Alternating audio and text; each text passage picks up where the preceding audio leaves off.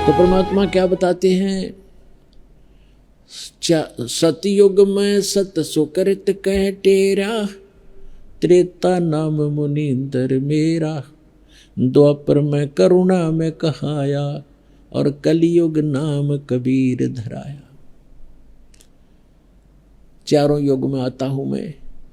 सतयुग में सत सुकृत नाम से, त्रेता में मुनींदर नाम से ऋषि कहलाए, द्वापर में करुणा में नाम से, और कलयुग में कहते कबीर नाम से आता। अब सत्सुकृत नाम से जब परमात्मा आए उस समय एक कमल के फूल पर विराजमान हुए। ये तो उनकी एक स्थायी लीला होती है, प्रत्येक युग में करते हैं।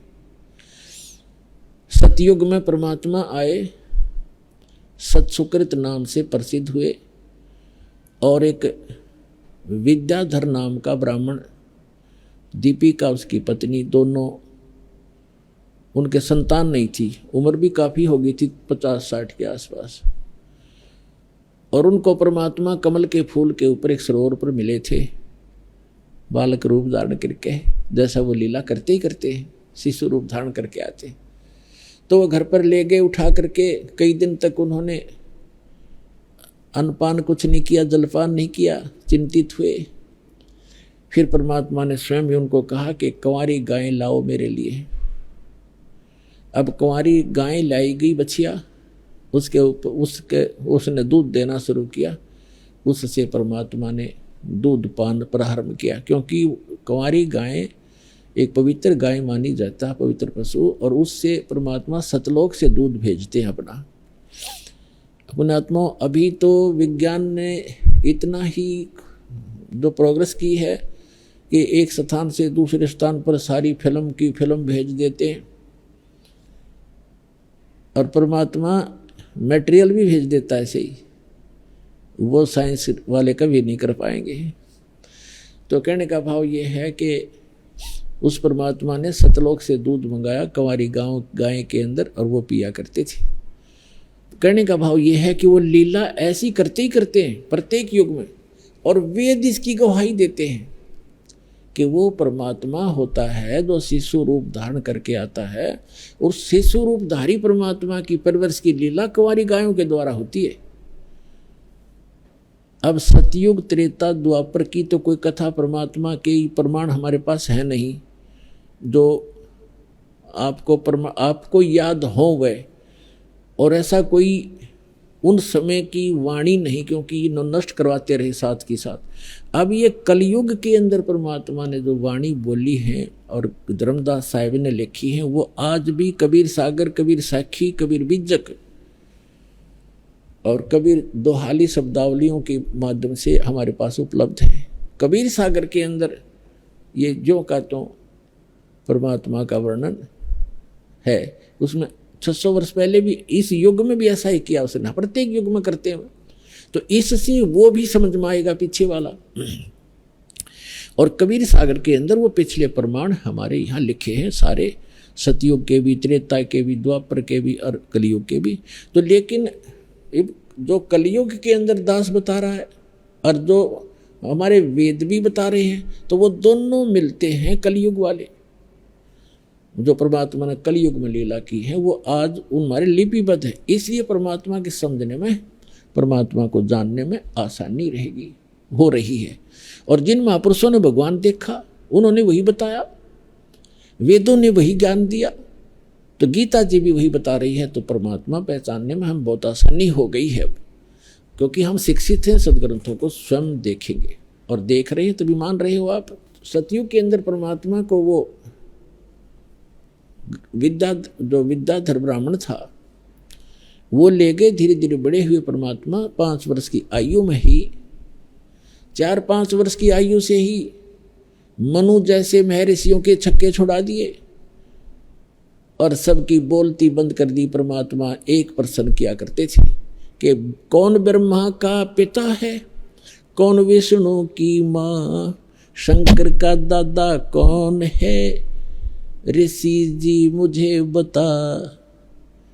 इनकी यहाँ टैं टैं फिस हो जाती। ये तो अजरो अमर है, सर्वेश्वर है, महेश्वर है, इनका कोई माता पिता नहीं।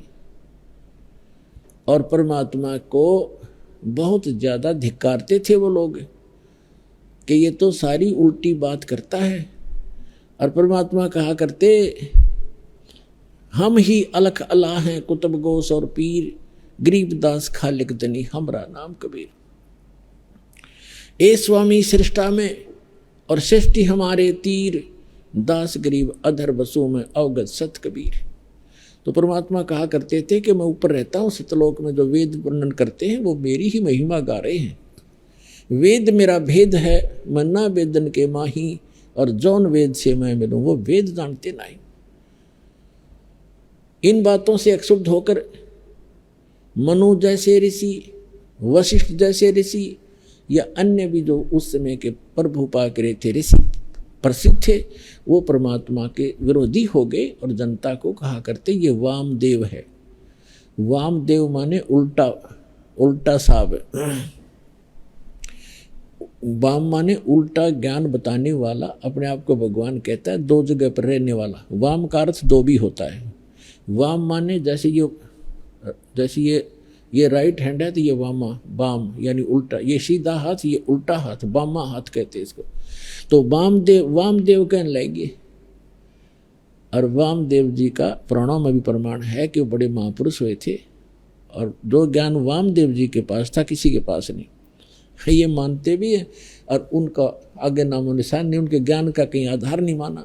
इस प्रकार सतयुग का इतना ही इतिहास भगवान का वैसे बहुत से महापुरुषों को मिले हैं, उनको पार भी किया है। सतयुग में भी कुछ एक पार हुए हैं, लेकिन परमात्मा ने कलयुग में ही सबको पार करना था, और थोड़े थोड़े प्रत्येक युग में भी निकाले हैं जो उनके ऊपर दृढ़ हुए। गीता के यथार्थ विश्लेषण की जानकारी के लिए पढ़ें पुस्तक गीता तेरा ज्ञानामृत।